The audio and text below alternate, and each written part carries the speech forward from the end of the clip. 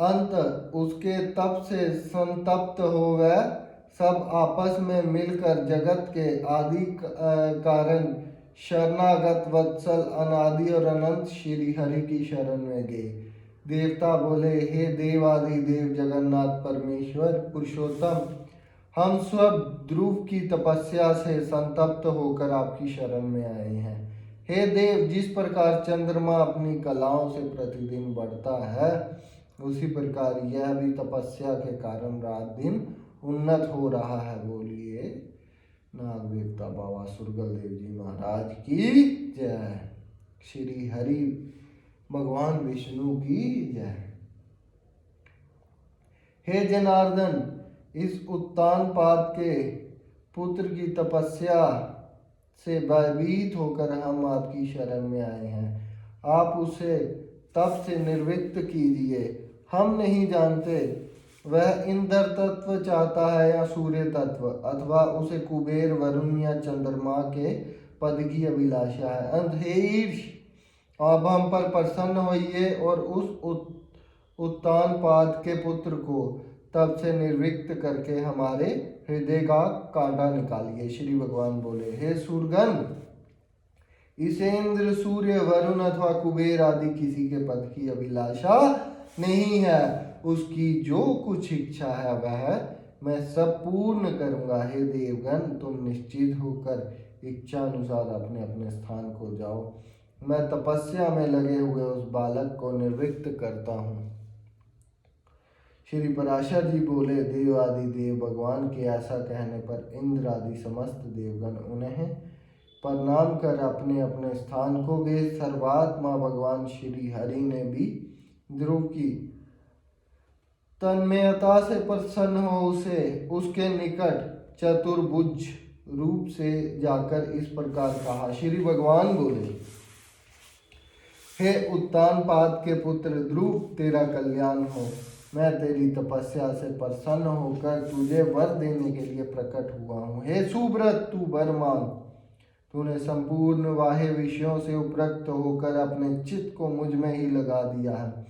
अंत में तुझसे अति संतुष्ट हूँ। अब तू अपनी इच्छा अनुसार श्रेष्ठ वर मांग। श्री पराशर जी बोले, देवादिदेव भगवान के ऐसे वचन सुनकर बालक ध्रुव ने आंखें खोली और अपने ध्यान अवस्था में देखे हुए भगवान हरि को साक्षात अपने सम्मुख खड़े देखा।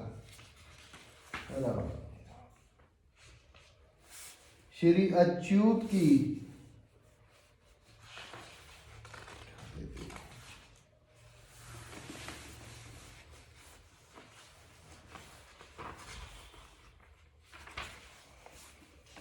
श्री अच्युत को किरीट तथा शंख, चक्र, गदा, शांख, धनुष और खड्ग धारण किए देख उसने पृथ्वी पर सिर रखकर प्रणाम किया और सहसा रोमांचित तथा परम भयभीत होकर उसने देव देव की स्तुति करने की इच्छा की।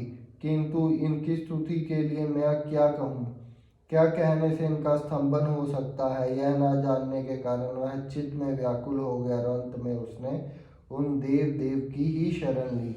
ध्रुव ने कहा, भगवान, आप यदि मेरी तपस्या से संतुष्ट हैं तो मैं आपकी स्तुति करना चाहता हूँ। आप मुझे वर दीजिए जिससे मैं स्तुति कर सकूं। हे देव, जिनकी गति ब्रह्मा आदि देवजन भी नहीं जानते, उन्हीं आपका मैं बालक कैसे स्तंभन कर सकता हूँ। किंतु हे परम प्रभु, आपकी भक्ति से द्रवीभूत हुआ मेरा चित्त आपके चरणों की स्तुति करने में प्रवृत्त हो रहा है। अंत आप इसे उसके लिए बुद्धि प्रदान कीजिए। श्री पराशर जी बोले, हे दिव्यवर, तब जगतपति श्री गोविंद ने अपने सामने हाथ जोड़े खड़े हुए उस उत्तानपाद के पुत्र को अपने वेदमयी शंख के अंत वेदांत में बाग से छू लिया। तब तो एक क्षण में ही वह राजकुमार प्रसन्न मुख से अति विनीत हो सर्वभूताधिष्ठान श्री अच्युत की स्तुति करने लगा। जय श्री। ध्रुव बोले, पृथ्वी जल, अग्नि, वायु, आकाश, मन, बुद्धि, अहंकार और मूल प्रकृति, ये सब जिनके रूप हैं, उन भगवान को मैं नमस्कार करता हूँ जो अति शुद्ध, सूक्ष्म, सर्वव्यापक और प्रदान से भी परे हैं। वह पुरुष जिनका रूप ही उन गुण भोक्ता परम पुरुष को मैं नमस्कार करता हूँ। हे परमेश्वर, पृथ्वी आदि समस्त भूत, गंध आदि, उनके गुण, बुद्धि आदि, अंतकरण, चतुष्टय तथा प्रधान और पुरुष, जीव से भी परे जो सनातन पुरुष है, उन आप निखिल ब्रह्मांड नायक के ब्रह्मभूत शुद्ध स्वरूप आत्मा की मैं शरण हूँ।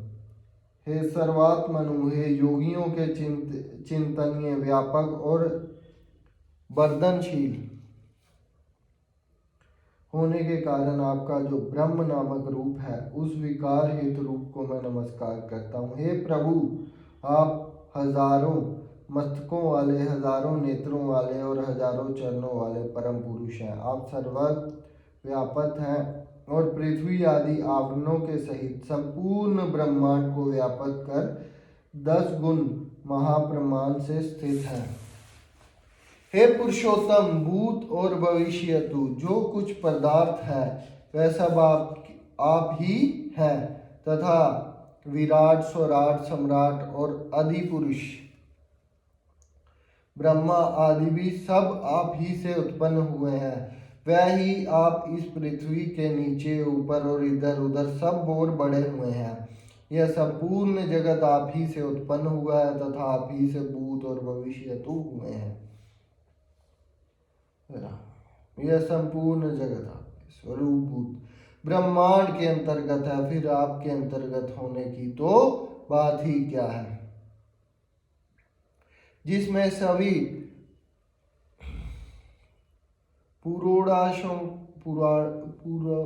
पुरोडाशंकों का हवन होता है। वह यज्ञ, पुष्प, पृष, दाज्य, दधि और गृत तथा ग्राम्य और वन्य 2 प्रकार के पशु आप ही से उत्पन्न हुए हैं। आप ही से ऋकु, साम और गायत्री आदि छंद प्रकट हुए हैं। आप ही से यजुर्वेद का प्रादुर्भाव हुआ है और आप ही से अश्व तथा एक और दांत वाले महिष आदि जीव उत्पन्न हुए हैं। आप ही से गौ, बकरियां, भेड़ों और मृगों की उत्पत्ति हुई है।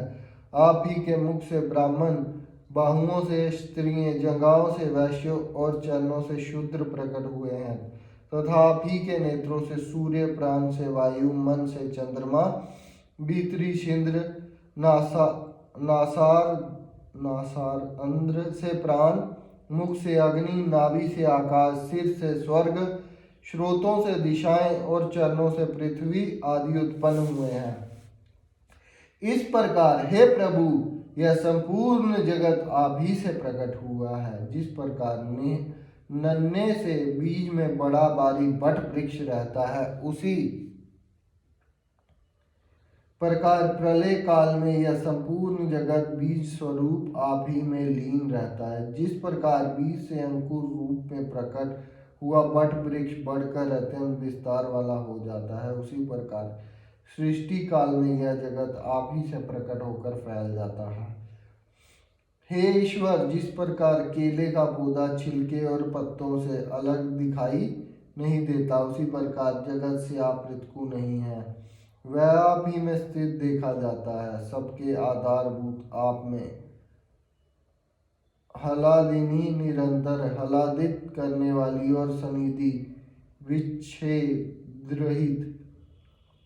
रहित सवितु विद्या शक्ति अभिन्न रूप से रहती है। आप में विषयजन्य आह्लाद या ताप देने वाली सात्विकी या तामसी अथवा उभय मिश्रा राजसी कोई भी सवितु नहीं है, क्योंकि आप निर्गुण हैं। आप कार्य दृष्टि से पृथक रूप और कारण दृष्टि से एक रूप है। आप ही भूत सूक्ष्म है और आप ही नाना जीव रूप हैं। हे भूतांतर आत्मनु, ऐसा आपको मैं नमस्कार करता हूँ। योगियों के द्वारा अंतकरण में आप ही महत्व प्रधान पुरुष, विराट, सम्राट और सौराटु आदि रूपों से भावना किए जाते हैं और क्षयशील पुरुषों में आप नित्य अक्षय हैं।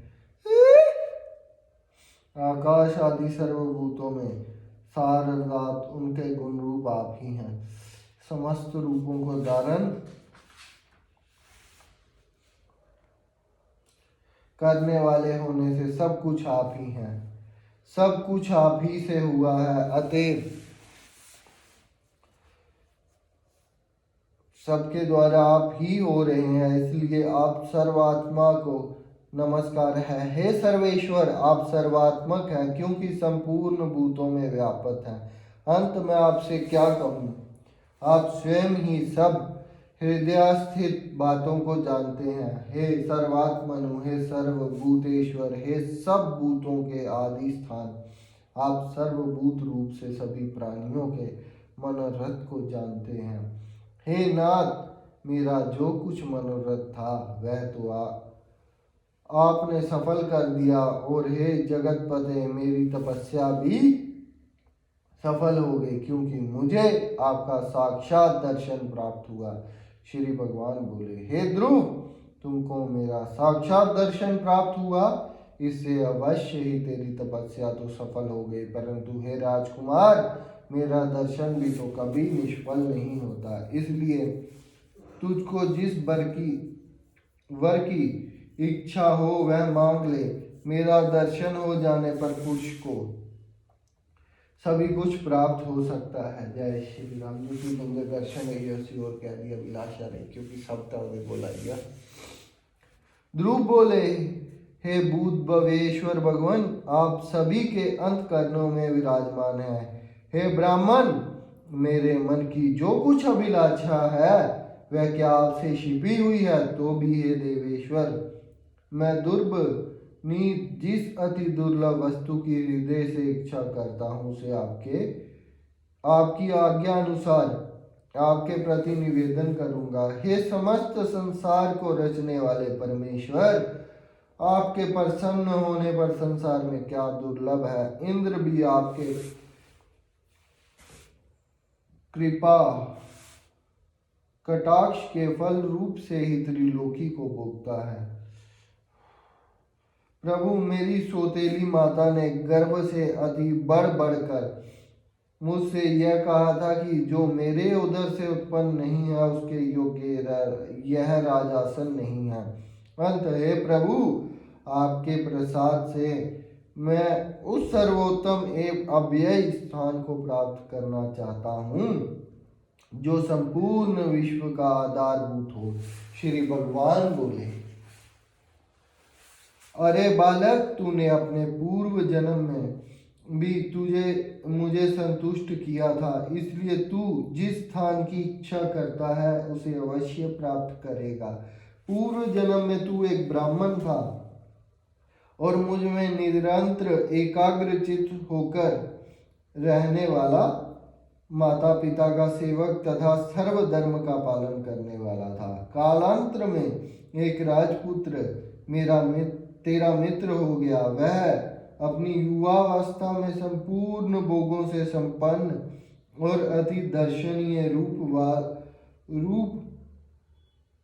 लावण्य युक्त था।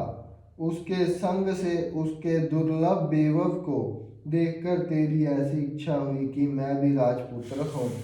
अंत हे ध्रुव, तुझको अपनी मनोवांछित राजपुत्रता प्राप्त हुई और जिन स्वयंभू मनु के कुल में और किसी को स्थान मिलना अति दुर्लभ है, उन्हीं के घर में तूने उत्तानपाद के यहाँ जन्म लिया। अरे बालक, औरों के लिए यह स्थान कितना ही दुर्लभ हो, परंतु जिसने मुझे संतुष्ट किया है उसके लिए तो यह अत्यंत तुच्छ है। मेरी आराधना करने से तो मोक्ष पद भी तत्काल प्राप्त हो सकता है, फिर जिसका चित्त निरंतर मुझ में ही लगा हुआ है उसके लिए स्वर्ग आदि लोगों का तो कहना ही क्या है। हे ध्रुव, मेरी कृपा से तू निसंदेह उस स्थान में जो त्रिलोकी में सबसे उत्कृष्ट है, संपूर्ण ग्रह और तारामंडल का आश्चर्य बनेगा। हे ध्रुव, मैं तुझे वह ध्रुव निश्चल स्थान देता हूँ जो सूर्य, चंद्र, मंगल, बुध, बृहस्पति, शुक्र और शनि आदि ग्रहों, सभी नक्षत्रों, सप्त ऋषियों और संपूर्ण विमानचारी देवगणों से ऊपर है। देवताओं में कोई तो केवल 4 युग तक और कोई 1 मनवंतर तक ही रहते हैं, किंतु तुझे मैं 1 कल्प तक की स्थिति देता हूँ। तेरी माता सुनीति भी अति स्वच्छ तारा रूप से उतने ही समय तक तेरे पास एक विमान पर निवास करेगी।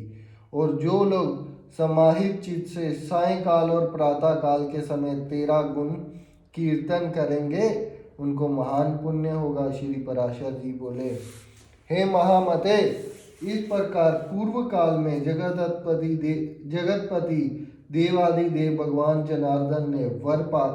जनार्दन से वर पाकर ध्रुव उस अति उत्तम स्थान में स्थित हुए। हे मुने, अपने माता पिता की धर्म पूर्वक सेवा करने से तथा 12 अक्षर मंत्र के महात्म्य और तप के प्रभाव से उनके मान, वैभव ए प्रभाव की बुद्धि देखकर देव और असुरों के आचार्य शुक्रदेव ने ये श्लोक कहे हैं। ओहो, इस ध्रुव के तप का कैसा प्रभाव है! ओहो, इसकी तपस्या कैसा अद्भुत फल है, जो इस ध्रुव को ही आगे रखकर सप्त ऋषिगण स्थित हो रहे हैं। इसकी यह सुनीति नाम वाली माता ही अवश्य ही सत्य और हितकर वचन बोलने वाली है। संसार में ऐसा कौन है जो इसकी महिमा का वर्ण कर सके, जिसने अपनी कोख में उस ध्रुव को धारण करके त्रिलोकी का आश्चर्यभूत अति उत्तम स्थान प्राप्त कर लिया, जो भविष्य में भी स्थिर रहने वाला है। जो व्यक्ति ध्रुव के इस दिव्य लोक प्राप्ति के प्रसंग का कीर्तन करता है, वह सब पापों से मुक्त होकर सर्वलोक में पूजित होता है। वह स्वर्ग में रह अपने पृथ्वी में कभी अपने स्थान से च्युत नहीं होता तथा समस्त मंगलों से भरपूर रहकर बहुत काल तक जीवित रहता है। जय इति श्री विष्णु पुराण। सुनीति ने